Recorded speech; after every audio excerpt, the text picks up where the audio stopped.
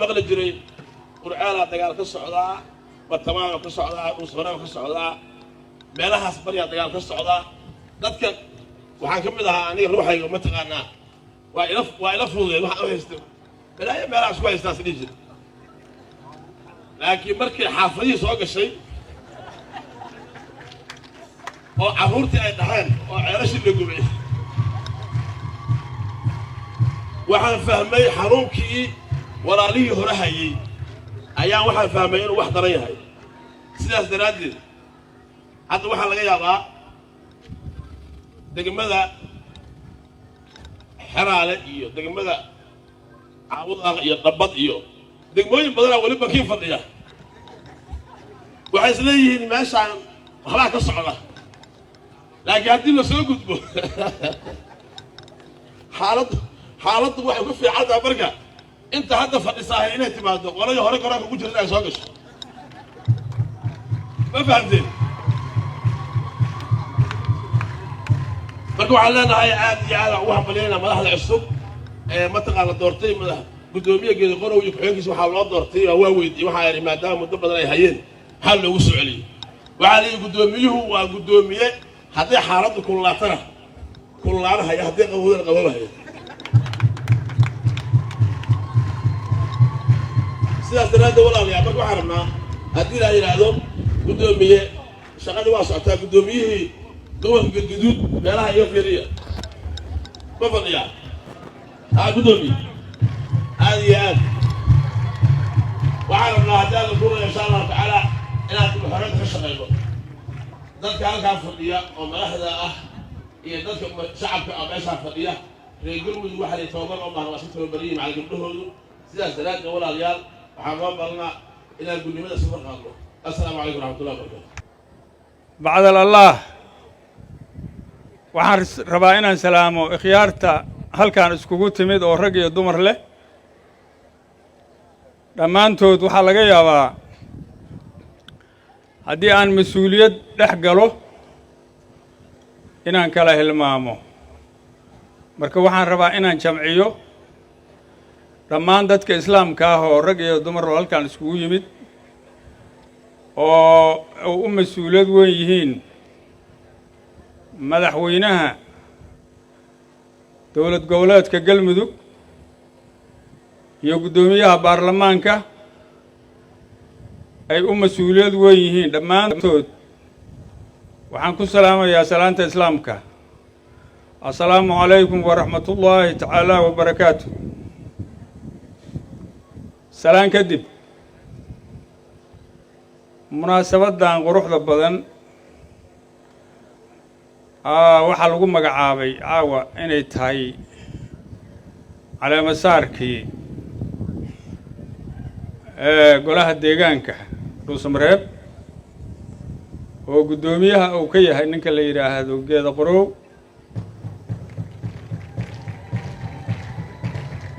waxaan leeyahay guddigaas waa u hambalyeynayaa waxaan leeyahay hambalyo hambalyo hambalyo waana u ducaynayaa waxaan leeyahay xilka aad qaadeen ilaahay idinkuma ceebeeyo kuwii xilkiinna guto allah idinka dhigo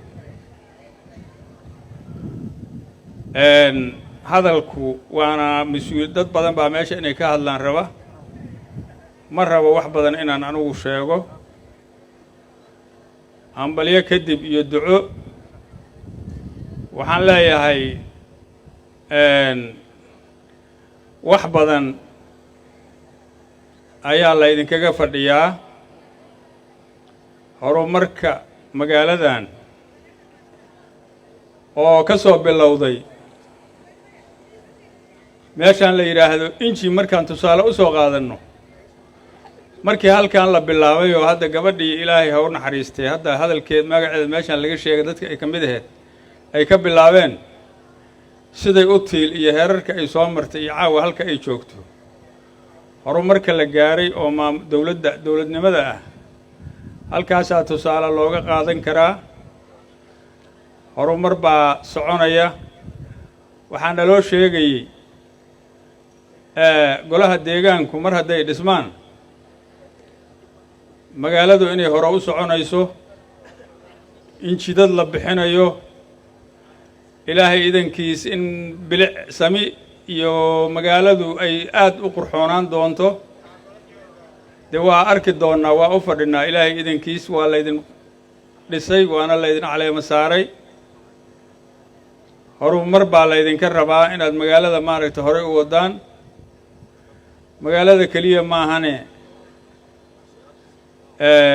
dalka marxaladda uu ku jirana waad og tihiin guddoomiyaha waxaa laga rabaa cali jaytii gobolkan inuu noqdo annaguna waxaan ballan qaadaynaa inaan la shaqayno in laydinla shaqaynayana waxaa caawa daliil u ah meel ku taalla meesha la yidhaahdo galmudug meel ka mid ah oon looga imaano cawada ma jirto mas-uuliyiintii xamarna waad arkaysaan oo deegaankan ka soo jeeday caawa cid maqanuba ma jirtaa la dhihi karaa in loo heelan yahay in laydinla shaqeeyana waa markhaati madoonto waxaan leeyahay xilkaas allah idiin fududeeyo idinkana wixii hadda ka dambeeya xagga amniga iyo xagga horumarka iyo xagga ilaahay idankiis si kastoo ay tahayba waa laydinla xisaabtami doonaa xilkana allah idiin fududeeyo waxa laydinkaga fadhiyaana waa wax weyn ha seexanina asalaamu calaykum waraxmatullahi wabarakaatu caawa waa ku faraxsanaa marka intaana muslimiin oo walaalaheena inay ku intifaacaan dalahooda uga tashadaan wax isku faraan wax isu sheegaan waxaan rabaa marka kale meesha haddaa islaama laiga baahan yahay dadkii iga horey waxaa u salaamaya marka odag baa wax salaamaa laleeyahy marka qoftu waxay taqaanay marka wax ku salaamtaa nugu waxaa naqaanaa hebelow waa marka wada keeni karayo laakiin waxaa naqaan mid ummadda kala gaarta waana ku salaamayaa iibaasadan haddii ilaahay assalaamu calaykum waraxmatullahi wabarakaatu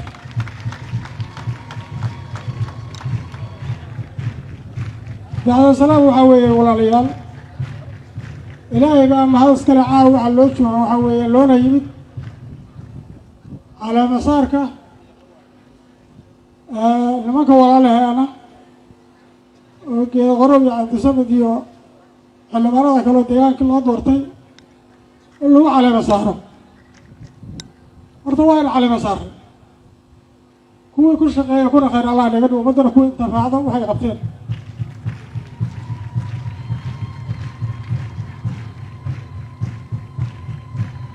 dadka reer baadiyaha ah markay awrta rartaan oo ceelka u arooraan ratiga awrta uu socod badanee u hormariyaan awrta